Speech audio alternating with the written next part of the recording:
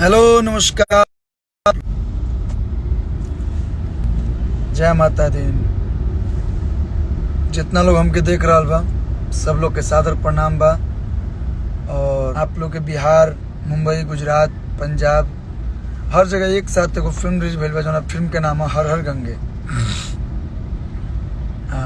जेकरा में बानी बड़ भैया पवन सिंह जी, वहाँ के फिल्म है और फिल्म में हम भी हिस्सा बानी। थोड़ा देर खातिर आपके छोटका भाई भी में देखे के मिली। हर हर गंगे स्वच्छता अभियान के ऊपर सिनेमा बनावल गई बा। एक फिल्म के निशांत भैया रिलीज करे बाड़े। तो सिनेमा आप लोग जाई, लोग सिनेमा हॉल में देखी लोग, क्या कि सिनेमा हॉल खातिर ही होला। तो सिनेमा हॉल में जाके अपना नज़दीकी थिएटर में देखी लोग।